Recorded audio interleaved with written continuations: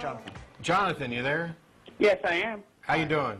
I'm doing great. It's good to talk to you guys. Today's the first day I'm actually watching y'all's show, and first off, I wanted to say that really appreciate it. I'm not myself an atheist, but I love how calm and, you know, just the honesty that you approach every single caller that you have come in. You're not trying to, you know, get anyone mad at you or anything like that. You're just there to give information. Now, see, that's an exaggeration. I appreciate it, but I do get irritated and snippy on occasion, so it's not every caller. This is why we have our, you know, calming Buddhist cow here. Yeah, he just it's a very look here. He can sit on your shoulder for a while, and you're just going to be mellow now for the next 5 minutes or so at least. I just had a quick thing. The last caller that mentioned Zeno's paradox and said that he was basically that he was fundamentally wrong with his math, and there was actually movements in Greece that were firmly against zero. Huh. Yeah, I didn't know about that. I knew about the Pythagoreans trying to hide the square root of 2 as the mystical truth of the public just can't know about this irrational numbers. I mean, it just exactly. It was along that same vein. Yeah, Zeno made that paradox to show to the Greeks that there was something smaller than 1, and that their math was fundamentally broken from the get-go, and that they should really try to adapt their mathematics to something new that would actually work out when you were trying to get to numbers smaller than 1 or decimals or anything like that. It's not just whole integers. So who first applied, when was 0 first widely, who was responsible for that? I believe that 0 was an Arabic concept. Yeah. The Arabs and the Babylonians, I think, were the first recorded to have it, and I don't think that they had it from the same principles. They came to it in their own ways. The important thing, and we appreciate the call, Jonathan. I'm going to let you go and let everybody know that we got room on the lines now. The important thing is that despite all these gods that were revealing things to people, none of them bothered to reveal 0. None of them bothered to reveal irrational numbers. None of them bothered to explain these conceptual paradoxes. None of them bothered to explain about the speed of light.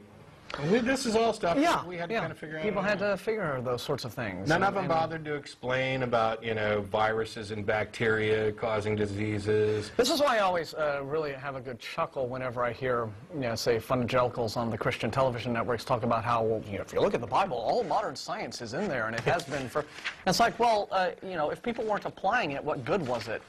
You know, I mean, if you know, we didn't have MRIs and cancer treatments, you know, 1,000 years ago, what good was it to have all of that material in there, and why wasn't the revelation of it clear enough to allow people to do things like, oh, you know, inoculate against the Black Death back in the 1300s? Yeah, and why is it that we can only find that stuff with a little selective reading after we've already discovered it? The modern science in the Bible? Yeah, you had made a comment about God being not revealing. Actually, I made a comment that none of those claims of God's revealing things revealed information that was relevant. Right, and you were saying, why didn't God reveal whatever back in the day and whatever back in the day? Yeah, well, we were talking about people claiming that, for example, modern scientific concepts have actually been present in the Bible for 2,000 years. And my response to that is, well, you know, why then weren't those principles being studied and applied to daily life if they were revealed there? You know. Well, I would say that it goes back to the idea of Adam and Eve and the fruit of knowledge. That fruit of knowledge was pursued by man, okay, and man went with his knowledge, and God would reveal his ultimate truth, and had God, well, I just wanted to make the quick point that had God revealed his science or math or whatever to humans when they weren't able to conceive it, it might appear as magic, and it might misconvey God's message.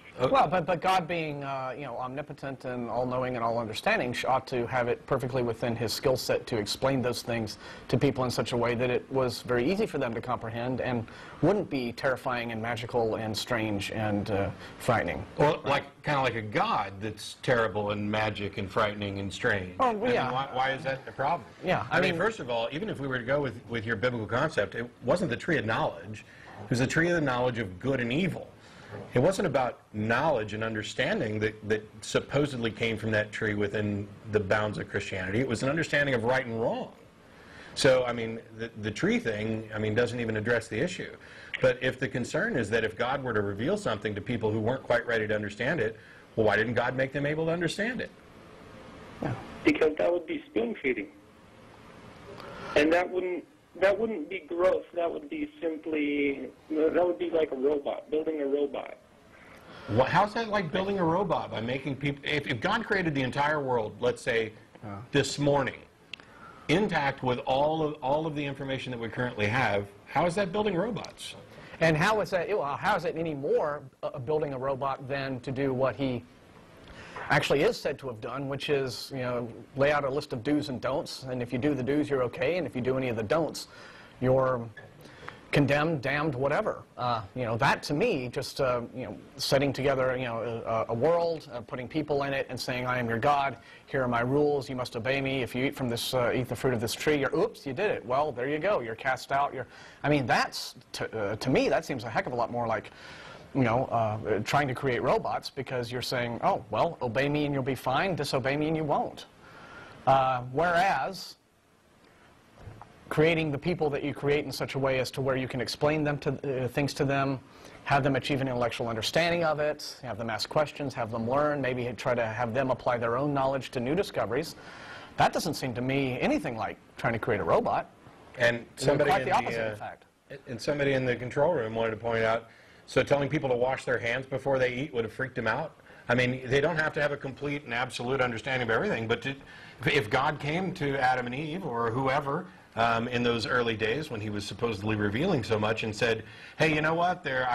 When I was making you guys, I also created these little monsters that live on stuff and eat on decaying food, so make sure your food's fresh and that your hands are clean before you eat, and this will kind of keep you more healthy."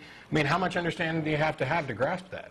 Well, the idea of bacteria is kind of ludicrous, only because had God told an archaic human, about bacteria, it would become mysticism because you can't see it, because the understanding of very Well, you can't see God, you can't see heaven, you can't see hell, and yet these are all beliefs that were promulgated and expected to be adhered to. There's lots of things that religion But asks they're you to do. governing beliefs. No, I can't. The idea of How's that bacteria any- wouldn't be governing. Well, but how is it not? I mean, If you look at the idea of boils and pestilence, he in fact did bring up the idea of bacteria. With the idea of boils, you'll be stricken with boils. He didn't say they were made of little tiny organisms, but he said don't do this, otherwise you'll be stricken with boils. Well, then why is it okay to insist that people believe in the unseen and the unknowable and the unprovable if they're governing beliefs, as opposed to if they're it not being okay if they're not governing beliefs? I don't get the distinction there, or that that has any bearing on anything. The misconception you guys are coming from is that God came down and wrote the Bible with his own mighty hand. No, actually, we don't believe in a God at all. You're saying that. With your argument, you're saying that. I'm saying that each little individual thing were revealed to man, and man wrote it down. So man didn't have the concept of bacteria back then. Man didn't have the concept. And if God is revealing things to people, which is what you believe, why wouldn't he reveal things that were useful and true?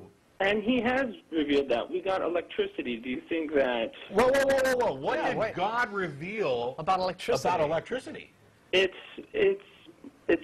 God gave man his mind, and... so therefore everything we learn and discover God gets credit for because he gave us a brain. Is that not the weakest argument ever?